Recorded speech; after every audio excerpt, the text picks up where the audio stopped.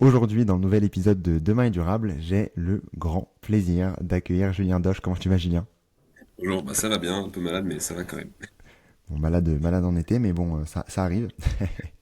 Mais j'espère que ça ira mieux surtout et que ça ira surtout pour pouvoir discuter de notre sujet d'aujourd'hui, à savoir l'aérospatiale. L'aérospatiale qui est un sujet que j'ai pas encore abordé dans le podcast, donc je suis très content de pouvoir l'aborder avec toi aujourd'hui, pour pouvoir un peu comprendre les enjeux du secteur, pouvoir comprendre bien entendu les impacts que le secteur a, pouvoir comprendre aussi les conclusions que vous avez pu mener avec le rapport du coup que tu as écrit également, coécrit dans le cadre de Point réveil écologique, c'est ça. Mais avant de pouvoir parler dans le vif du sujet, d'aller dans le vif du sujet, de pouvoir parler un peu de tout ça, ce que je te propose, c'est de te présenter, Julien. Donc, qui es-tu?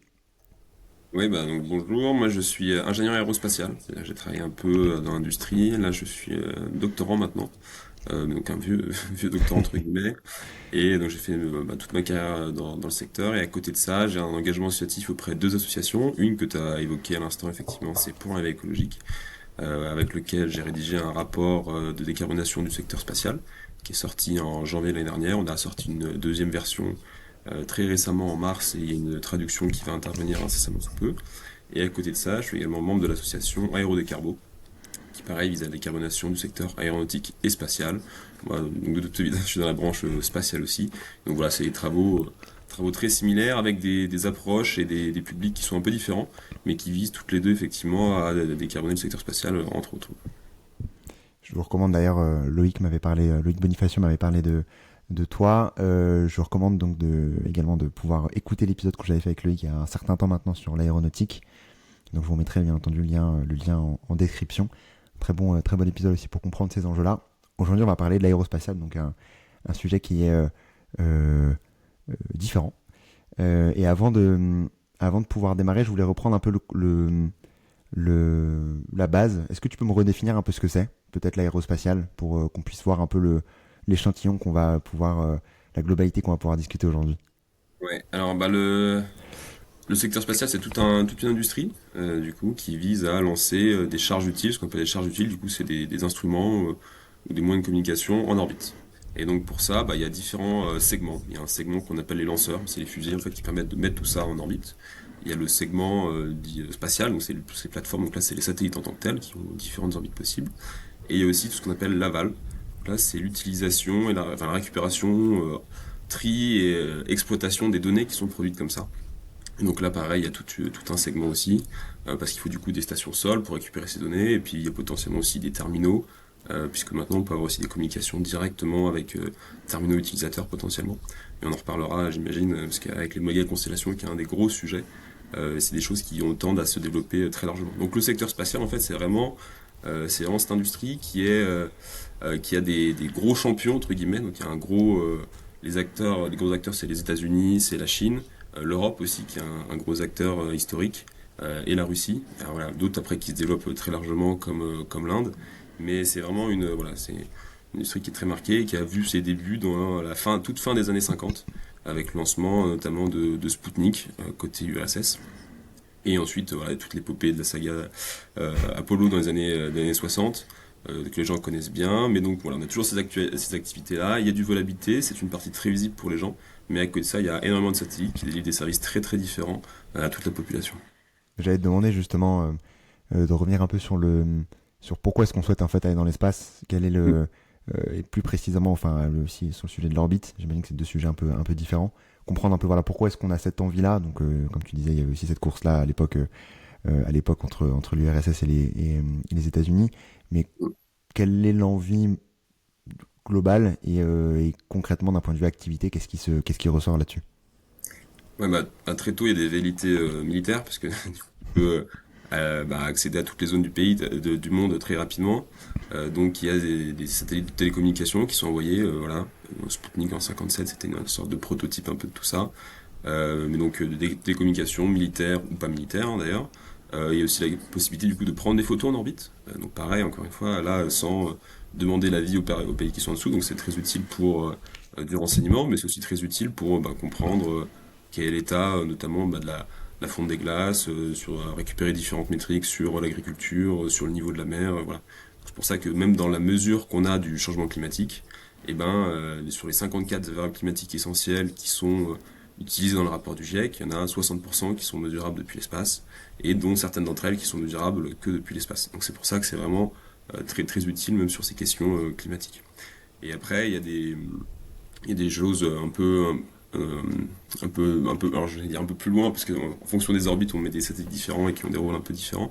Sur les orbites dites moyennes, vers 23 000 km, il y a les satellites dits GNSS. Donc là, c'est tout ce qui est GPS, leurs équivalents européens comme Galileo, GLONASS et Beidou, qui sont les versions russes et chinoises. Et puis il y a aussi des satellites qui vont explorer le cosmos. Donc ça, c'est des sondes qu'on va envoyer pour récupérer des échantillons ou aller plus proche d'autres corps célestes, ou tout simplement des télescopes. Je pense notamment à James Webb, qui peut regarder voilà, le cosmos et s'intéresser à plein de choses, des exoplanètes, le fond diffus cosmologique. Voilà. Donc de la science, du commerce et du militaire, c'est un peu les trois grands aspects. Et certaines plateformes, des fois, jouent un peu avec entre les deux sphères. On peut avoir notamment, je pense à Starlink, qui est quelque chose de très commercial initialement, qui maintenant est devenu, avec la destruction au sol des infrastructures militaires ukrainiennes, très critique pour coordonner et utiliser leur système de défense. Mais on peut penser aussi à des systèmes d'observation de la Terre qui ont pas forcément, enfin, qui ont un rôle dual, c'est-à-dire qu'ils vont être à la fois militaires et non militaires en fonction des zones au-dessus duquel ils passent. Et donc, j'ai plein de questions qui me viennent. Juste pour comprendre un peu plus à quoi ça ressemble, disons, là-haut. Hmm. Donc tu dis qu'il y avait plusieurs niveaux d'altitude, on va dire. Ouais. Ça se répartit comment et pourquoi est-ce qu'il y en a des plus bas et des plus hautes Ouais. quelles sont les raisons derrière? Du coup, il y a ce qu'on appelle l'orbite basse. Ouais, Ça va de 200 km environ, ça radar et satellites qui vont en dessous, à environ 2000. Alors les définitions peuvent changer un peu, mais c'est voilà, quelques milliers de kilomètres. Pourquoi pas en dessous de 200? Parce qu'après il y a trop de frottement, et du coup ça ralentit les satellites et ils vont retomber trop rapidement sur Terre, donc on est obligé de les mettre à une certaine hauteur. Et là, il y a différentes même sous-catégories là-dessus, il y a notamment ce qu'on appelle les SSO, Synchronous Orbit, c'est des orbites dites polaires, qui sont très intéressantes pour toute observation de la Terre, parce qu'on voilà, on a une régularité dans les passages au-dessus des zones d'intérêt. Et donc là, c'est l'orbite basse, donc il y a plein de choses, et il y a aussi notamment de la télécommunication, parce que du coup, on est très proche. Donc on est très proche, la distance est plus courte, donc l'onde électromagnétique, elle va mettre moins de temps à parcourir la distance, et donc on réduit la latence. Typiquement, c'est pour ça que les mégaconstellations, ok. contrairement à des satellites de télécom qu'on a pu avoir par le passé en orbite géostationnaire, à 36 000 km, là ils sont très proches. Du coup, voilà, l'orbite moyenne ensuite, donc orbite basse de 200 à 2000, orbite moyenne vers 23 000 km, donc ça c'est les satellites GNSS, donc de positionnement. Et ensuite à 36 000 km, il y a ce qu'on appelle l'orbite géostationnaire, qui est voilà, un endroit à partir duquel sur l'équateur, en fait, la vitesse de rotation autour de la Terre est égale à la rotation de la Terre sur elle-même. Ok. Du coup, il y a un équilibre. Donc, en fait, en mettant un satellite sur ce point-là, il va rester au-dessus de la même zone en permanence. Alors que quand on est en orbite basse, il y a ce qu'on appelle une vitesse de défilement. Les satellites vont être plus rapides que la rotation de la Terre. C'est pour ça que Thomas Pesquet parlait notamment de 16 levées de soleil par jour, parce qu'en fait, il en voit pas mal, parce qu'il tourne très vite, en relatif. Et du coup, il y a ce point d'équilibre à 36 000 km. Et après, il y a d'autres orbites pour atteindre ce qu'on appelle par exemple les points de Lagrange. Donc c'est des positions d'équilibre gravitationnel entre deux corps. On peut avoir ça entre la Lune et la Terre, ou entre la Terre et le Soleil.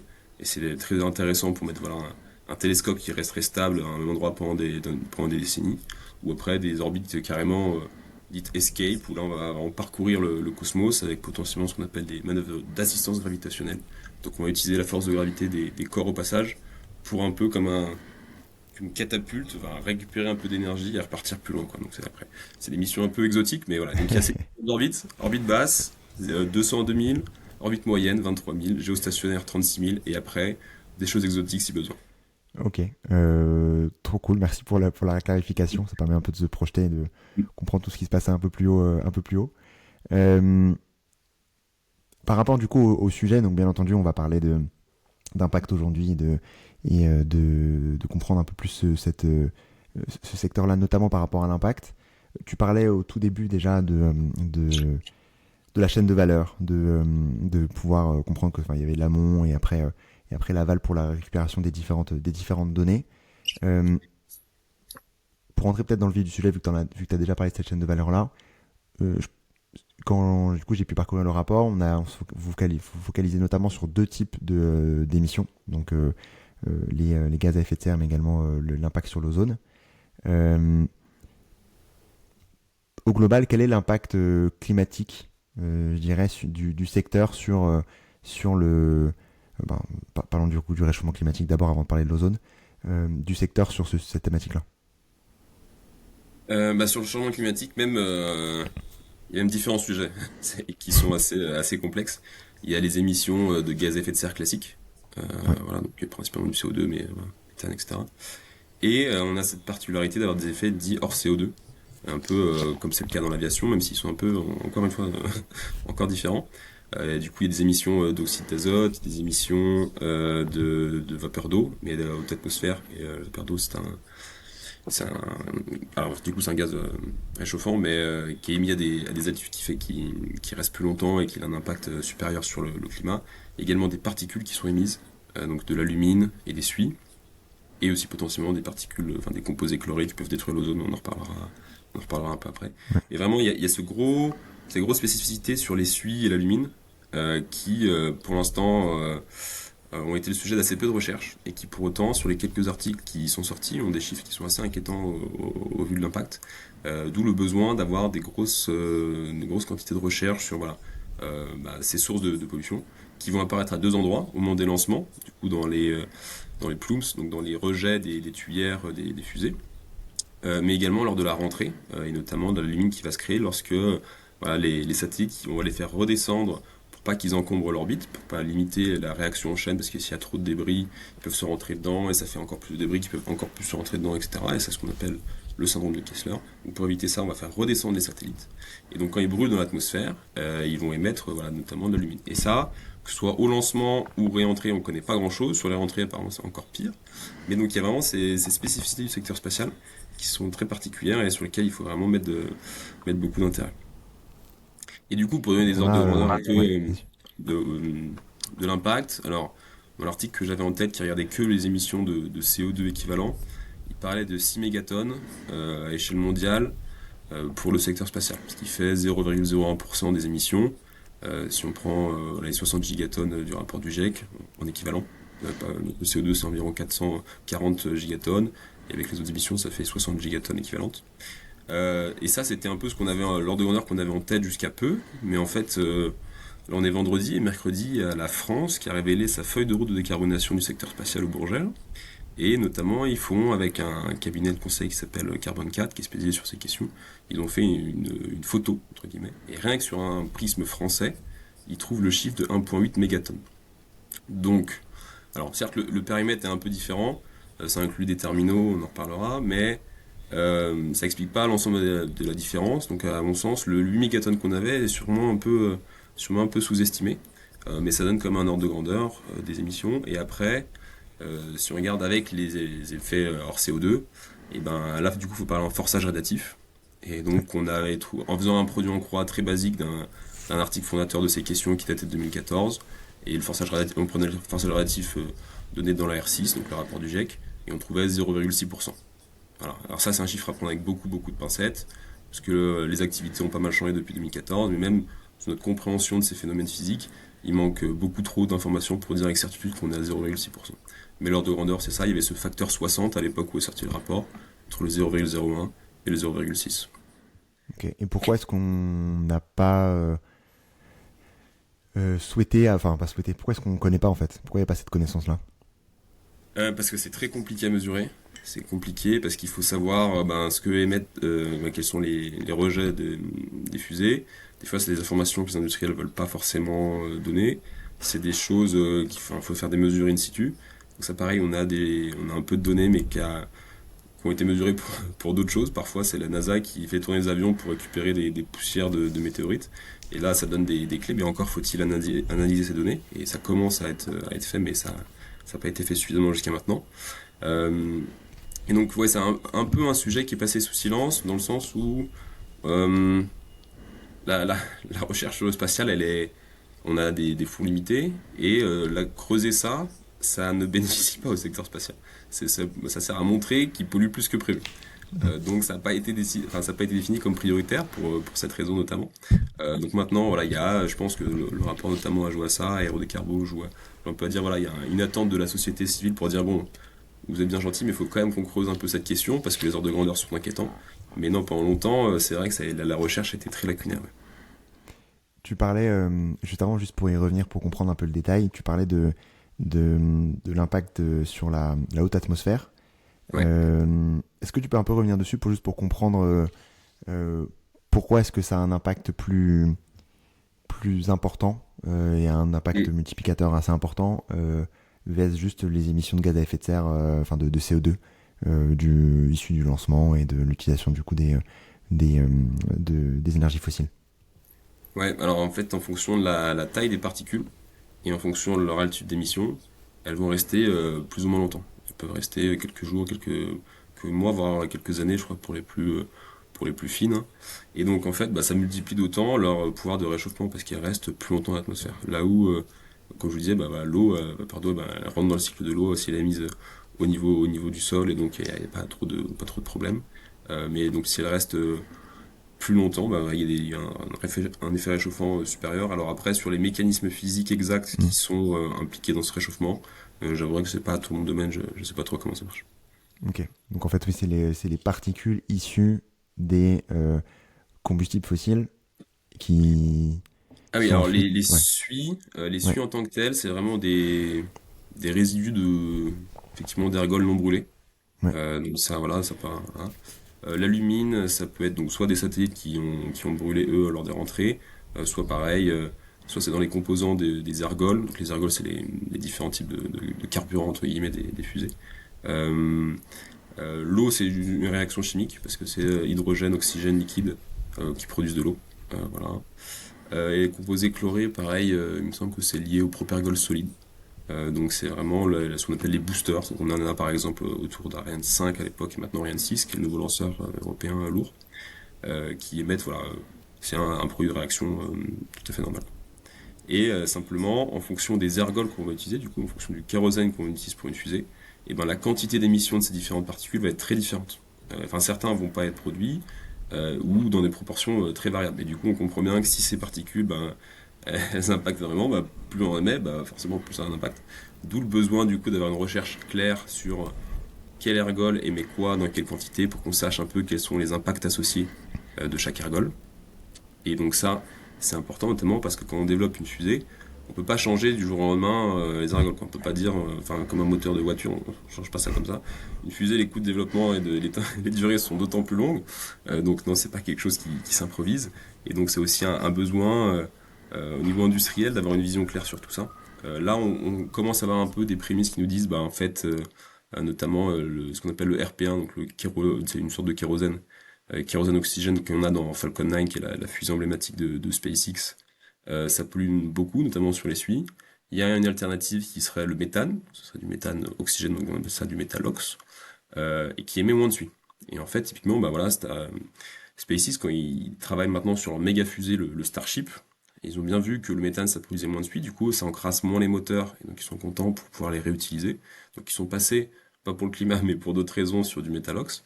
Et nous, on a aussi quelques voilà, micro-lanceurs qui travaillent avec du méthalox parce que, alors pour le coup, il y a vraiment plus cette dimension environnementale qui a été prise en compte. Il y a notamment la startup Maya Space qui fait ça. Mais voilà, dans les micro-lanceurs qui sont développés à côté, il y a du kérosène, je pense à Latitude notamment. Il y a la propulsion dite hybride où il y a un peu de solide et il y a un peu de liquide. Ça, on pense que c'est vraiment pas terrible pour l'environnement. Voilà, donc c'est des choix stratégiques qui reposent soit sur bah, des capacités industrielles historiques, parce qu'en fonction des ergols aussi, les architectures sont pas les mêmes. Le solide notamment, c'est beaucoup plus simple, ça pousse fort, et ça a par contre ce qu'on appelle une ISP, donc une efficacité plus limitée. Et donc il faut jouer un peu avec tout ça. Il y a des capacités de poussée, des capacités d'efficacité, une architecture plus ou moins complexe, un impact environnemental, c'est quelque chose de tout à fait nouveau. Et donc il faut essayer pour les industriels de dire, bon bah voilà, on va revoir nos choix, et nos prochains lanceurs, ils seront au Metalox ou potentiellement à d'autres choses plus vertes aussi à l'avenir. Ok, ouais, non, c'est vrai que si on n'ajoute pas la brique environnementale, c'est sûr que ça n'a pas de. Enfin, difficile de pouvoir la compter si elle n'est pas calculée in fine C'est ça. en amont. Donc, et ça fait partie de. Donc le travail que vous faites au quotidien fait partie justement de cette de, de d'aller pousser justement les différents industriels et différents lanceurs pour pouvoir s'y mettre. Mm. Est-ce que tu sais si c'est le cas aussi tu parlais de Starlink juste avant, mais en effet, comme tu le disais, c'était sûrement plus une question d'efficacité que d'impact environnemental, que de choix environnemental. Est-ce que ce sujet-là est un peu compris enfin, même si tu disais que c'était très flou, que pour l'instant il n'y avait pas de mesures, etc., que c'est la NASA qui pouvait notamment faire une partie. Mm. Est-ce qu'il y a quand même d'autres acteurs qui existent un peu sur le sujet, qui sont un peu leaders sur ça? Bah, du coup, la France est assez active. L'Agence spatiale française, du coup, le CNES, a lancé une thèse. Alors, on sait que pour l'instant, c'est une seule thèse sur quelque chose d'aussi complexe que ça. Donc, même si on a des chercheurs brillants, et ils sont vraiment brillants, enfin, la personne en question est brillante, mais ça va pas suffire. Il y a, voilà, Maya et l'ONERA qui a lancé aussi une thèse sur les rejets, justement, côté moteur. Et là, il y a un programme de lancement d'une dizaine de thèses au niveau européen, pour le coup, qui aurait des universités allemandes, italiennes, françaises, etc., qui voudraient se lancer et qui travailleraient sur l'impact environnemental du spatial. Donc là, il y a potentiellement cette nouvelle vague de dizaines de thèses qui va arriver, qui va donner des infos. Donc le CNES prend ça très à cœur, l'Agence spatiale européenne aussi. Et il y a également la NASA qui s'y intéresse. Simplement, au vu du contexte en interne aux États-Unis sur les questions climat, j'ai pas l'impression que c'est des programmes qui vont être maintenus. Enfin, on peut s'en douter, notamment parce que le budget global de la NASA, la Maison Blanche a proposé de le couper de quasiment un quart. Et on sait que les questions environnementales, c'est pas trop un truc qui les intéresse. Donc, on va sûrement continuer à avoir un petit lead européen là-dessus, et notamment français, parce qu'encore une fois, on a cette feuille de route du coup qui est sortie, c'est une première, alors qu'il y a des lacunes parce que justement, elle n'inclut pas notamment ces fameux effets hors CO2, faute de base scientifique, mais ça a été bien identifié comme un levier à creuser, et donc maintenant, il faut mettre les sous dans la recherche et attendre les résultats, quoi. Ok. Euh, on parlait de l'impact, notamment par rapport au changement climatique. Il y a également le sujet de l'ozone. Ouais. Euh, Est-ce que du coup tu peux y revenir euh, quels sont les impacts du coup sur l'ozone par rapport à différentes chaînes de valeur sur du secteur? Ouais, alors là, l'ozone, c'est plus au lancement qu'une destruction. C'est justement ces composés chlorés, du coup, qui, lorsqu'ils vont traverser les différentes couches, alors que nous, on est dans la troposphère, donc de 0 à 20 km plus ou moins, même si l'atmosphère bouge, et donc c'est des seuils, vraiment, avec des pincettes. Donc il y a troposphère, stratosphère, mésosphère, thermosphère et exosphère. Et donc dans la stratosphère, effectivement, il y a cette couche d'ozone qui nous protège des rayons UV du soleil et qui évite qu'on ait des cancers notamment. Parce que du coup, les UV sont des rayons très énergétiques qui peuvent attaquer nos cellules. Il y avait eu dans les années 80, il me semble que c'était en 87, le protocole de Montréal qui visait à interdire l'utilisation de certains gaz fluorés qui avaient déjà cette capacité à détruire de manière massive la couche ozone. Et on avait une alternative. Enfin, c'est très intéressant comme exemple parce que c'est un contexte où on a une base scientifique solide, on a une alternative économique intéressante, et du coup très rapidement il y a ce consensus international qui se développe, et on a un traité qui marche, qui est mis en application, et qui permet de résorber en partie le trou de la couche ozone. Et donc c'est un très bel exemple en disant, tiens voilà, quand on arrive à avoir le consensus, enfin, la base scientifique qui est là, elle est nécessaire pour le reste, pour la construction. Après, faut espérer une alternative économique facile à mettre en place et qui va permettre voilà, d'aller d'autant plus vite. Mais on a vraiment besoin de cette première couche de science. Et donc, les composés chlorés qui sont émis lors de lancement, notamment de la propulsion dite solide avec les boosters, eux vont détruire les molécules d'ozone qui sont dans la couche. Et après, alors je connais moins aussi, mais il y a, je crois que l'émission de vapeur d'eau qui peuvent créer euh, des, des nuages en haute atmosphère, qu'on appelle des polar solar clouds, qui eux peuvent servir de catalyseur à la destruction de l'ozone. Donc voilà, il y a des effets un peu couplés qui peuvent apparaître en fonction des émissions. Mais c'est vraiment les molécules les composés avec du chlore qui attaquent l'ozone. Dans des proportions qui pour l'instant restent faibles. Ça va dépendre aussi de l'évolution du secteur, là, tout va dépendre de ça. Ça va pas détruire 100% de l'ozone, on parle de quelques pourcents, mais ça peut être des fois localisé. Et avoir un trou au-dessus de soi, c'est très vite embêtant. C'était notamment le cas, je crois, en Australie. Pour les populations dessous, il y a un vrai risque sanitaire. Ouais. Parce qu'en gros, on serait sur des trous qui seraient du coup euh, spécifiques aux zones de lancement, en fait, concrètement. Alors, bah, je c'est pas du tout mon domaine d'étude, mais Ouais, comme c'est quelque chose, un effet local, j'imagine que ce serait ouais, spécifique aux zones de lancement. Même si après, j'imagine qu'il y a un peu de brassage quand même. oui. Typiquement, tu vois, il y avait un trou autour de l'Australie. Je sais pas si c'est eux qui produisaient beaucoup de CFC. Je suis pas sûr. Peut-être que ouais, c'est enfin, des choses qui me dépassent un peu. Il y a un Ok, aspect localisé, mais est-ce que c'est exactement au-dessus de là où il y a eu le tir? Je sais pas. Je sais pas. ok. Et donc ça, sur cette partie-là, donc comme tu le disais, c'est encore un sujet à aller creuser Ouais. pour aller comprendre exactement l'impact réel du sujet. Euh, Est-ce qu'il y a des ordres de grandeur un peu ce que tu disais? Il y avait des études qui ont eu lieu. Tu parlais d'effets de rapport 60 tout à l'heure entre Ouais. les différents tests que tu as pu nous partager. Est-ce qu'il y a les mêmes sujets qui existent, les mêmes euh, recherches scientifiques qui ont eu lieu sur le sujet de l'ozone ou pas du tout? Alors, il y en avait eu un peu, et j'ai plus trop les chiffres en tête, mais dans le pire scénario, on pouvait arriver à potentiellement à quelques pourcents de la destruction de la couche d'ozone. Le problème, c'est que c'est un chiffre qui parle pas trop, parce qu'encore une fois, ça va dépendre de Ouais. comment se fait cette destruction, quoi. Donc, non, désolé, j'ai pas trop de. Ouais, juste à terme, potentiellement quelques pourcents de destruction de la couche d'ozone, mais encore une fois, ça va dépendre de comment est-ce enfin, quelle forme elle prend, quoi. Ok. Donc il y a vraiment un gros besoin d'aller affiner un peu tout ça pour pouvoir l'ajouter un peu dans les différentes feuilles de route qui peuvent exister. Ouais, tout à fait. Tout à Ok. fait. Et alors d'ailleurs, même sur la feuille de route française, je sais pas s'il parle de zone, faut que je regarde. Mais c'est bien Ok. souvent un point de nombre, effectivement. Ouais. Ouais. Ouais, parce que c'est sûr que si on a réussi à régler le problème et qu'on en remet un sous la table sans s'en rendre Non, compte et c'est pas sans terrible. le checker, ce serait pas terrible quand même. Ouais. On est, Bah, on est- après, enfin sur Ozone, du coup, c'est la propulsion solide, comme je disais, qui Ouais. fait cette destruction. Mais par ailleurs, elle émet aussi beaucoup d'alumine et d'essuie. Donc on sait que pour le climat aussi, celle-là, elle est vraiment pas terrible. Simplement, c'est la moins chère. C'est historiquement une des premières. Elle est très pratique pour d'autres raisons, notamment pour la dissuasion. Les missiles nucléaires ils utilisent la propulsion solide, donc on a dans tous les cas cet appareil industriel qui est mis en place. Et donc comme les intérêts bah, pour le spatial civil entre guillemets, euh, on a envie de l'utiliser quand même. Parce que du coup il faut quand même maintenir le tissu industriel de ce côté-là.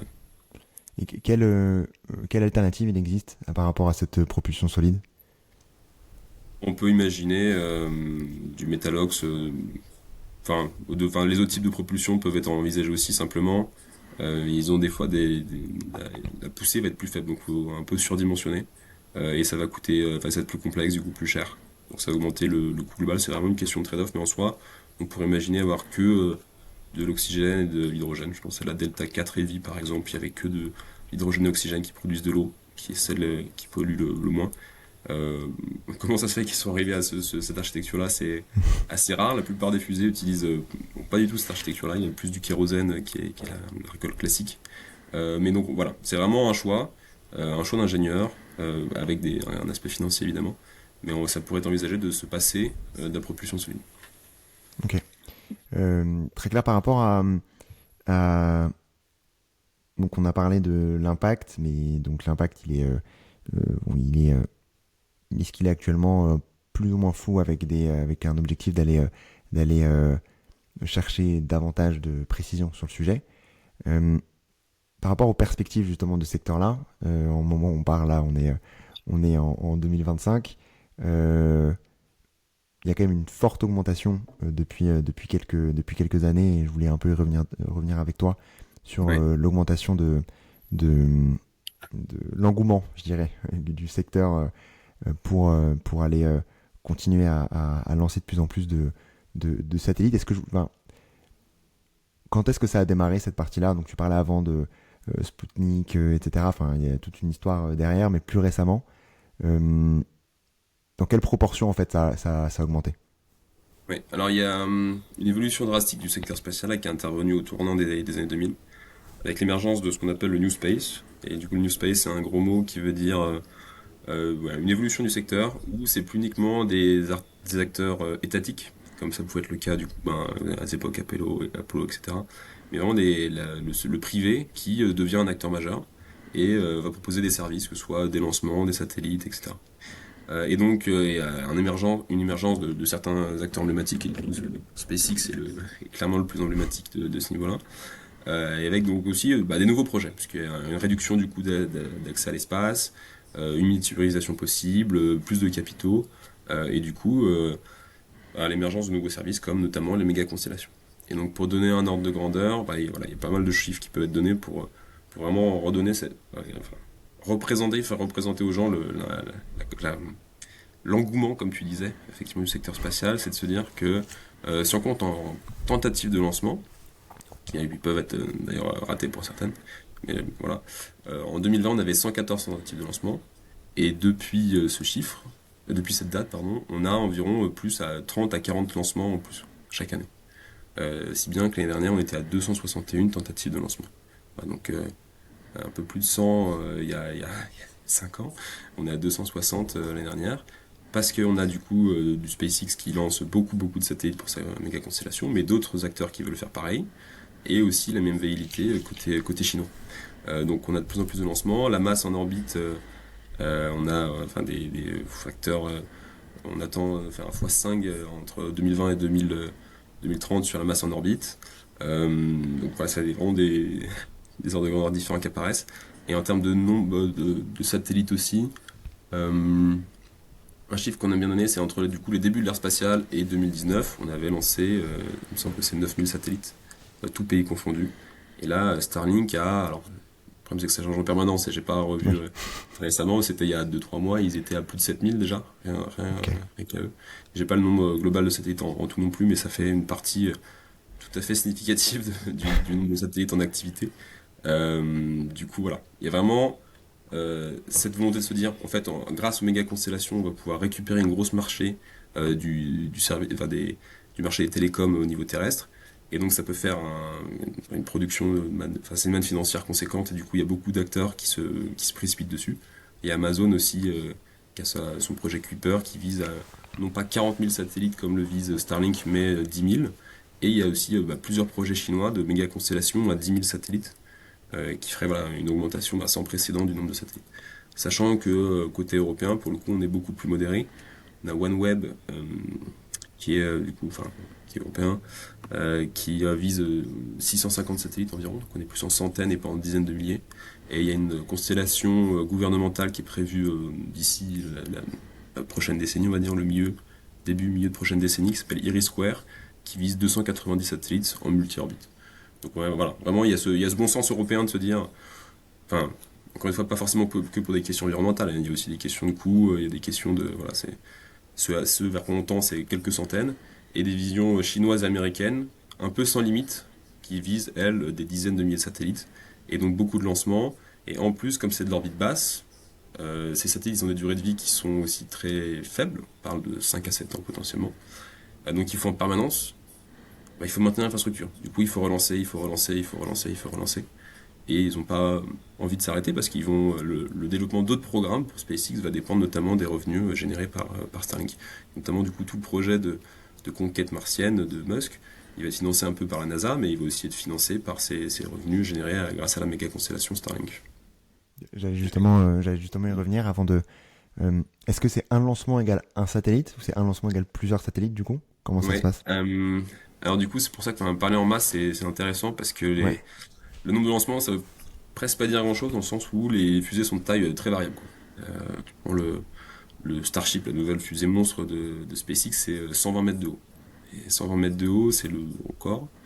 Même la Saturn V était à un peu plus de 100, enfin donc la fusée emblématique du programme Apollo qui était absolument énorme, elle était un peu plus de 100 mètres.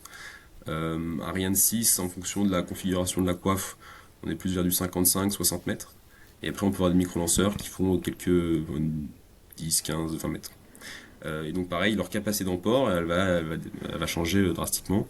Je reprends Ariane 6, il y a deux configurations possibles, avec deux boosters ou quatre boosters. Ça fait grosso modo, en orbite basse, 10 ou 20 tonnes de charge utile. ok. Il y a plein de micro-lanceurs qui vont viser 1 tonne, 2 tonnes, voire une demi-tonne. Et après, potentiellement, du coup, le Starship de Musk qui parle de potentiellement 150 tonnes. Donc on peut aller Ok. de un peu moins d'une tonne à du coup quelques dizaines de tonnes ou potentiellement plus d'une centaine avec ces nouveaux projets. À prendre avec des pincettes tout de même parce que c'est peut-être des effets d'annonce. Mais donc une fois que tu as cette capacité d'emport, Ouais. après tu la divises un peu comme tu veux. Il y a aussi des questions de volume sous ta coiffe, il faut que ça rentre dans la fusée, quoi. mais tu peux imaginer ce qu'on appelle des microsatellites ou des CubeSats, des petits cubes avec des tailles uniformisées, ou alors des gros machins qui vont bah, mesurer des choses bien différentes et être un peu plus spécifiques. Je pense notamment du coup aux classiques satellites en orbite géostationnaire qui étaient assez lourds et qui duraient longtemps.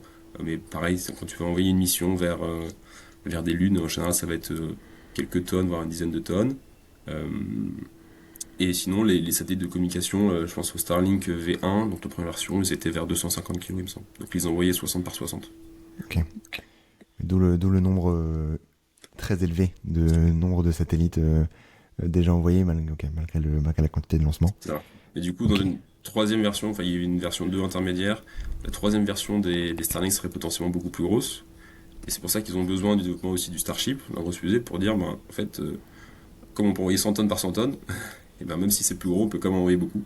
Et donc en fait, c'est aussi une des clés de l'architecture de cette méga constellation qui vise du coup potentiellement des satellites V3. Je trouve que c'était vraiment un truc énorme, hein, 800 kilos par satellite qui visait. Ouais, voilà.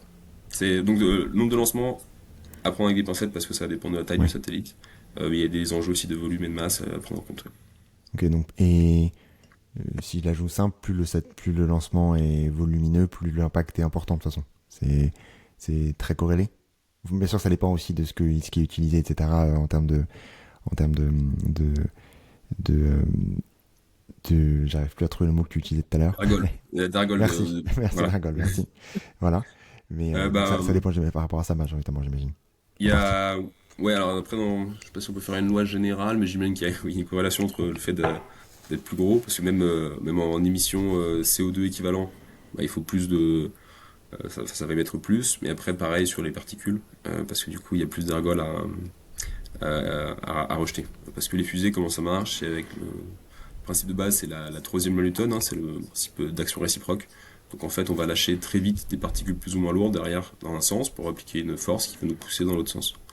Et donc voilà, donc la propulsion dite chimique donc de ces ergols-là pour les fusées. Euh, Plus on est à quelque chose de lourd à pousser de ce côté-là, bah, plus il faut pousser par là, donc plus il faut rejeter de matière, quoi. Ok. Tu parlais juste avant du coup des satellites. Les satellites, c'est majoritairement en orbite basse, c'est ça? Satellite de télécommunication, excuse-moi. Alors bah maintenant oui, Oui, maintenant oui. Par le passé c'était en orbite géostationnaire. Quand je dis oui. par le passé c'était encore à l'époque d'Ariane 5 Ok, qui s'est terminé. Le dernier vol d'Ariane 5 c'était en juillet de l'année dernière, non pas avant, ouais, ok, enfin au milieu de l'année dernière. Et ça avait commencé allez, tournant des années 2000. Donc là c'était vraiment l'âge d'or des satellites en géostationnaire. Donc c'est vraiment au-dessus d'une zone et ça broadcast pendant 20-25 ans. Et ensuite, du coup, bah, le paradigme a vraiment complètement changé avec l'arrivée des méga-constellations qui sont rapprochées pour réduire la latence et parce qu'il y a cette capacité à en mettre beaucoup plus. Parce que du coup, effectivement, enfin, quand tu te rapproches, tu réduis la latence, mais du coup, il y a cette fameuse vitesse de défilement qu'on évoquait tout à l'heure. Et donc, si ouais. tu veux pouvoir donner Internet à une certaine zone, il faut que tu aies un certain nombre de satellites qui soient là en permanence et que tu aies vraiment couvert ta planète pour pouvoir avoir un certain nombre de satellites en visibilité et transmettre les bonnes données. Et donc ensuite, c'est une question un peu enfin, c'est une question d'ingénierie, de finance aussi. C'est comment est-ce que tu peux dimensionner ton service. Ben, on peut se douter qu'avec 40 000 satellites, Starlink c'est aligné sur les mégalopoles américaines en disant ben voilà, on veut pouvoir récupérer une partie importante des marchés et donc de télécommunications. Et donc ça implique d'avoir en permanence n nombre de satellites en visibilité. Et donc si j'applique ça sur l'ensemble du globe, boum, ça fait quelque chose comme 30 ou 40 000. Je dis 30 ou 40 000 parce qu'en fait, les annonces changent aussi régulièrement entre les différentes générations de lancement, enfin de développement de la constellation. Voilà, c'est ces ordres de grandeur là pour Starlink, quoi. Et donc tu parlais d'une durée de vie euh, aux alentours de 7 ans.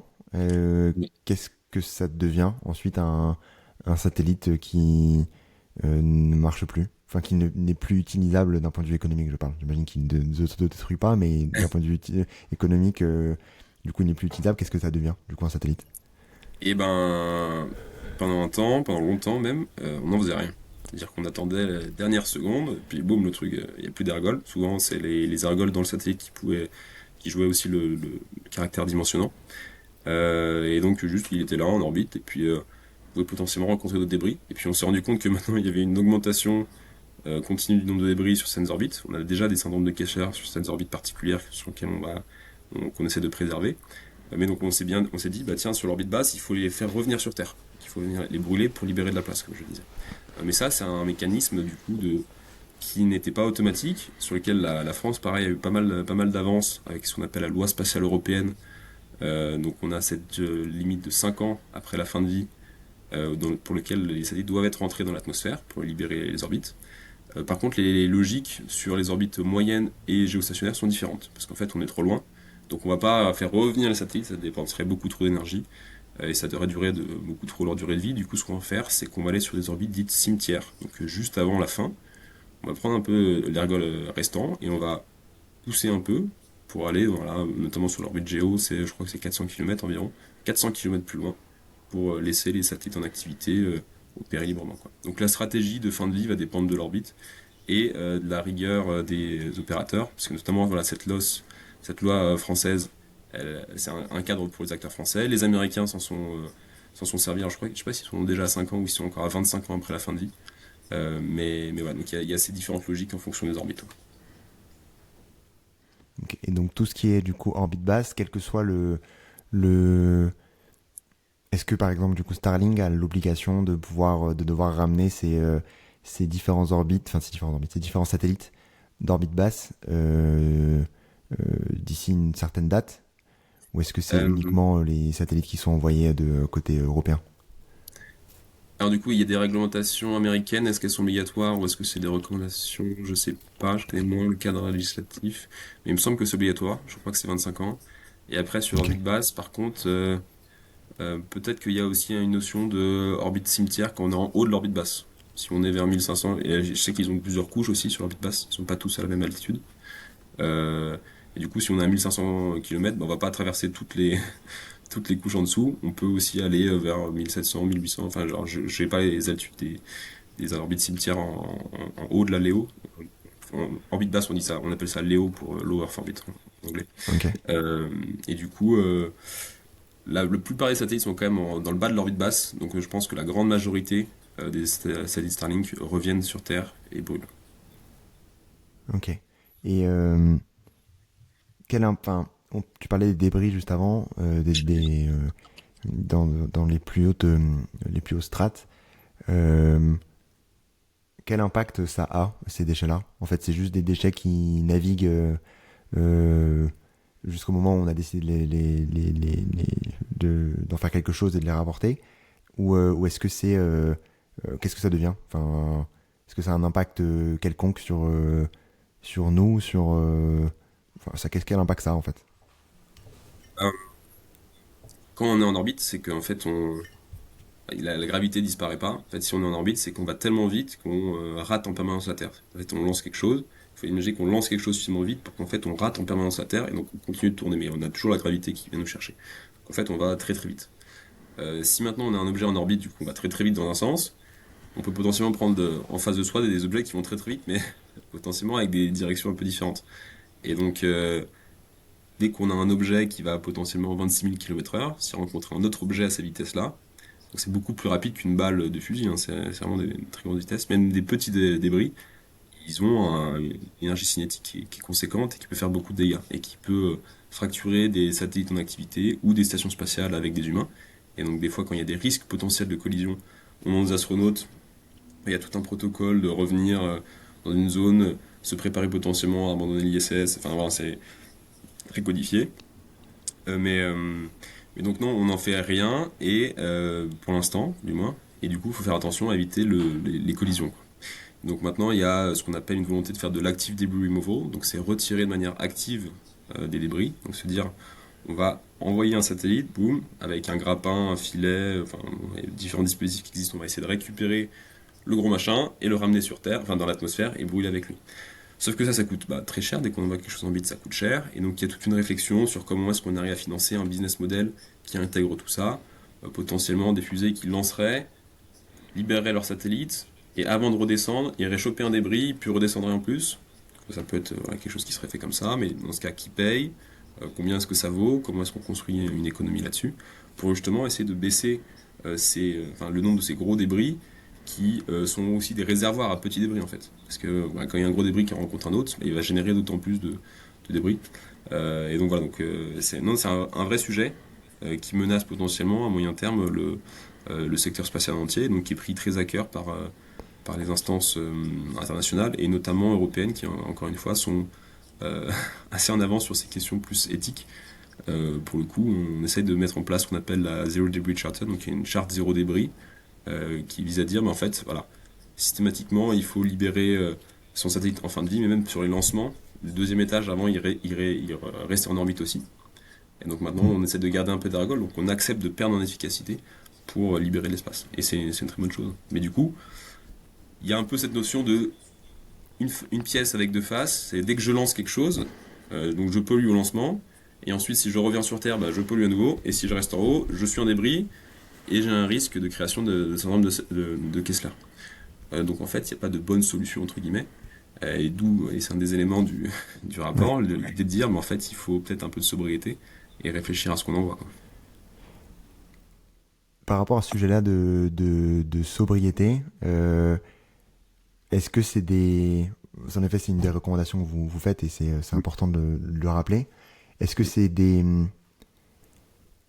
thématiques qui sont un peu comprises par les acteurs du secteur? Parce que je sais dans le rapport aussi, vous mettez le zoom sur pas mal d'acteurs justement du secteur pour comprendre leur, euh, leur maturité sur ces enjeux-là et leur volonté d'agir.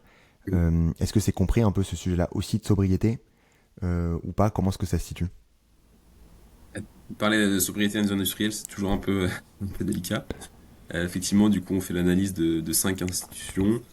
Il y a donc trois entreprises. Alors, les rapports, c'est qu'on avait une série de rapports avec Plan écologique, il y avait 10 secteurs. D'ailleurs, ils sont tous sortis maintenant, donc je vous encourage à lire les autres.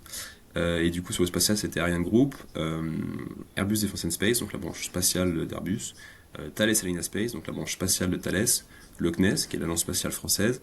Et comme le spatial a vraiment cette dimension européenne, on ne se voyait pas ne pas mettre l'agence spatiale européenne, qui est la seule exception qui a cette dimension européenne.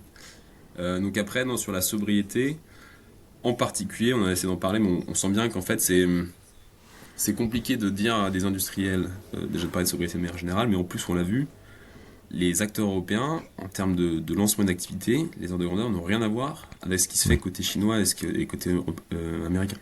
Et c'est dur de dire, voilà, nous, l'année dernière, on a fait 3 lancements dans l'année. Starlink à eux seuls, ils en ont fait peut-être 150. Donc leur dire, bon les gars, lancez un peu moins quand même. On Mm. peut leur dire, il faut leur dire, il faut dire, voilà, il y a ce besoin de réduction, mais il y a aussi des enjeux très forts de souveraineté.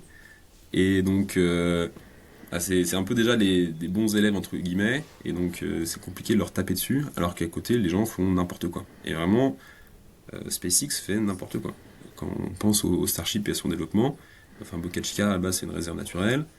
Quand il s'agit de. Enfin, ils font pas d'ACV, enfin, c'est vraiment pas du tout une dimension qui est prise en compte, et pourtant, ils nous marchent dessus en termes d'activité, quoi. Et donc, c'est d'autant plus difficile derrière d'arriver au président industriel et leur dire, voilà, il faut en parler.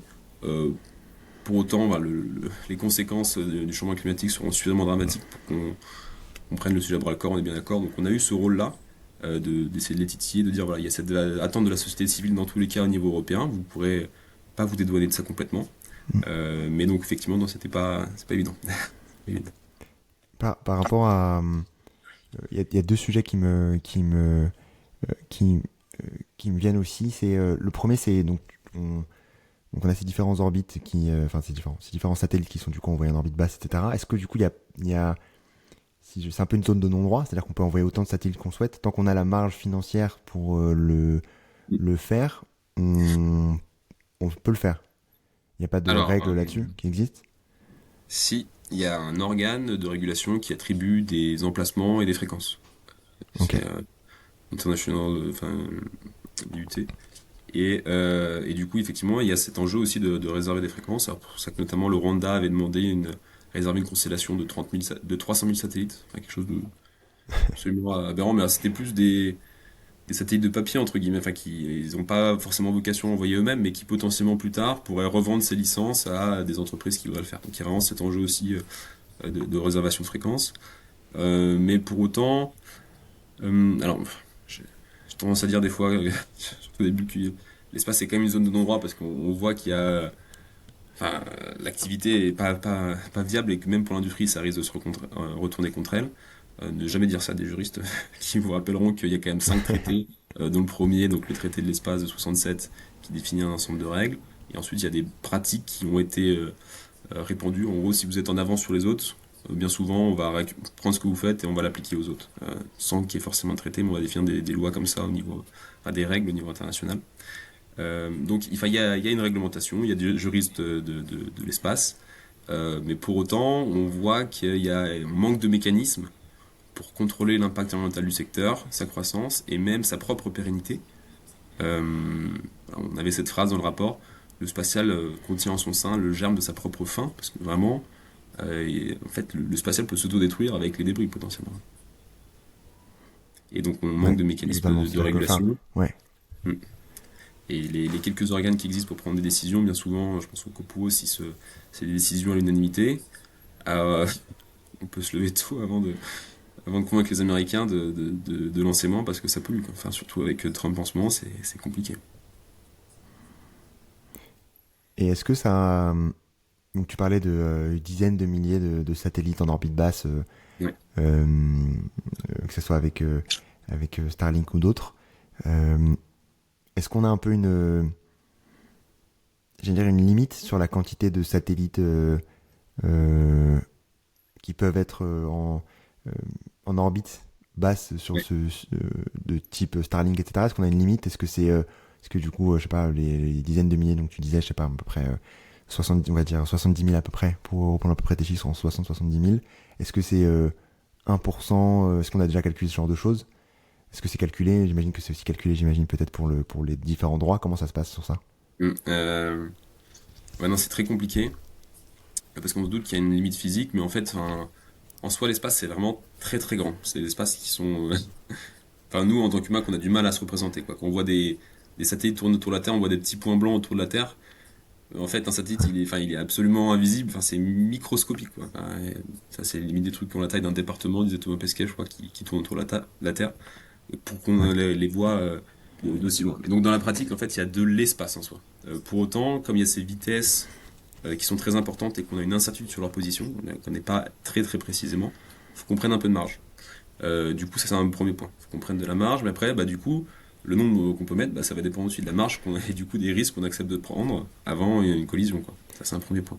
Ensuite, quand c'est une même constellation qui est déployée, on essaie de faire ce qu'on appelle du phasing. Donc en fait, on les déphase, on lance une salve et puis on peut les déphaser. Donc en fait, on gère beaucoup mieux l'aspect, enfin la densité des satellites qu'on peut envoyer parce qu'on fait en sorte qu'ils se rencontrent pas, on connaît tout et donc ça va bien. Après, comment est-ce qu'on gère le phasing entre différentes constellations qui en plus sont sur différentes orbites avec au milieu potentiellement des débris qui sont bien identifiés pour certains mais d'autres qui sont tellement petits qu'on n'arrive pas à savoir où ils sont. Bah, du coup, en fait, plus on va en mettre, on sait que bah, plus on augmente les risques. Mais définir une limite physique très précise par orbite, j'imagine que si on prend un certain nombre d'hypothèses, ça peut se faire, mais j'ai pas les chiffres en tête. Et donc voilà, mais pour l'orbite basse, en tout cas, ce qui est sûr, c'est que pour certaines orbites, on est déjà pas très loin de la limite, parce qu'on a déjà cette décroissance du nombre du débris qui commence à arriver, et donc on essaye d'éviter déjà des zones. Ok. Ouais, donc le secteur est quand même vigilant sur le sujet et comme tu dis, de toute façon, vu qu'on a en plus un impact environnemental réel sur le sujet, c'est d'autant plus important de pouvoir, quelle que soit la limite physique, in fine, de Mm. pouvoir commencer à réguler et au moins alerter comme vous le faites très bien. Dernier mini sujet avant de passer aux questions de fin, Julien. Je voulais parler aussi du tourisme spatial, qui est Ouais.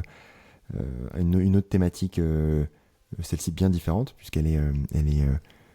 elle a moins d'importance, on va dire. Euh, Elle apporte moins à la population et à toute, quelle que soit la communauté, etc. Mm. euh, euh, Quelle que soit la communauté.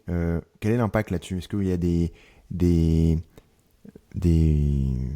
quel est l'impact réel de ce secteur-là sur le changement climatique en termes d'impact et qu'est-ce que vous recommandez vous de votre côté aussi sur cette thématique? Ouais. Bah, du coup, le tourisme spatial, ça peut prendre différentes formes. Ça peut être juste aller voir la courbure, donc être en sous-orbital. et ça peut être à différentes altitudes. Il y a notamment tout ce qui est Virgin Galactic. Alors, je sais jamais si Virgin Orbit ou Galactic, puisqu'ils ont une filière qui met en orbite et d'autres qui font du tourisme spatial. Ils sont en dessous de la ligne de Kármán, qui est la ligne qui est à 100 km, et qui définit théoriquement la limite de l'espace. Donc ils sont un peu en dessous. Blue Origin, avec notamment le vol de Katy Perry, ils étaient passés au-dessus de cette ligne. Voilà, ça fait une dizaine de minutes de vol. Et après, on peut potentiellement envoyer des touristes en orbite. Et c'est notamment le cas avec la société Axiom, qui part avec Falcon 9 de SpaceX, qui peut rejoindre la Station spatiale internationale. Et ensuite, il y a des projets de développement de stations privées qui seraient mises en orbite. Donc je pense à Orbital Reef. Bon, il y a plusieurs projets américains comme ça qui devraient voir le jour prochainement. Et après, on peut imaginer du tourisme sur d'autres destinations. À un moment, il y avait un milliardaire japonais qui avait prévu de faire un tour avec des influenceurs autour de la Lune avec le Starship. Voilà. Donc là, en fait, en fonction de combien de personnes t'envoies, mais aussi surtout d'où est-ce que tu les envoies, à quel point est-ce que tu vas aller loin, l'impact va pas être le même parce que la fusée va pas être la même. Et donc, sur la quantification, déjà, il faut prendre en compte voilà, les effets CO2, mais aussi les effets hors CO2, on l'a dit, et ça, bien souvent, c'est pas du tout pris en compte. Pour le vol de Katy Perry, on a vu passer beaucoup de chiffres, Ouais. pas tous les mêmes. Très peu parler des effets hors CO2, forcément, parce que c'est beaucoup moins connu. Moi, l'ordre de grandeur que j'ai en tête, c'est quelques dizaines de tonnes par passager, en prenant en compte que le CO2 équivalent, donc sans prendre en compte ces fameux effets de suie, etc. Euh, donc, euh, donc ça, faut ramener ça aux émissions annuelles d'un Français qui sont aux alentours de 10 tonnes. Et les objectifs de Paris, enfin, de l'accord de Paris qui était vers 2 tonnes. Donc, voilà, donc là on est potentiellement sur quelques dizaines de tonnes pour un vol de quelques minutes, quoi. Donc ce qu'on dit pour un écologiste, c'est de se dire introduire un peu cette notion de ce ratio d'utilité sociétale sur impact environnemental. C'est une pratique qui me paraît tout à fait nécessaire dans tous les secteurs, mais en particulier au spatial. Et donc là, on a une pratique qui ne sert à rien pour l'humanité, hein, et qui pour autant a un impact non négligeable. Alors c'est pas à l'échelle de Starlink, c'est effectivement assez limité, mais en termes d'exemplarité, dur de dire à tout le monde décarbonez-vous si en attendant les ultra riches s'envoient en l'air et émettent des dizaines de tonnes de CO2. Nous, ce qu'on dit, c'est que le tourisme spatial, ça nous paraît une aberration, qu'il ne faut pas aller là-dessus. D'ailleurs, la France et l'Europe, de manière générale, ne soutiennent pas trop enfin, à ma connaissance, il n'y a pas de projets de tourisme spatial qui sont financés. Et donc, voilà, on a une position très claire là-dessus. Et après, il y a une autre question qui est beaucoup plus large et qui prend pas mal de temps, je pense, à débattre, c'est celle du vol habité de manière générale. Quid, du coup, de Thomas Pesquet, de Sofiane No, est-ce que est-ce qu'on doit les envoyer parce qu'ils ont un impact? En plus, ils vont en orbite, donc là, les fusées sont un peu plus grosses. Pour donner un ordre de grandeur en CO2 équivalent, Ariane 6, c'est environ 20 000 tonnes. Quand on va Ok. envoyer quelqu'un vers l'ISS, sûrement sur ces. Peut-être que Falcon 9, ils sont peut-être à 17-18 000 tonnes. Alors, sans prendre en compte encore tous les effets hors CO2 qu'on a évoqués tout à l'heure. Mais donc, c'est des émissions qui sont pas négligeables. En plus, il y a du cargo, donc il faut ravitailler toute cette station, etc. Donc voilà, donc là il y a tout un débat aussi à avoir sur potentiellement le vol habité, est-ce qu'on en veut, est-ce qu'on n'en veut pas, et à quoi ça sert. Il y a de la science, il y a, enfin, voilà.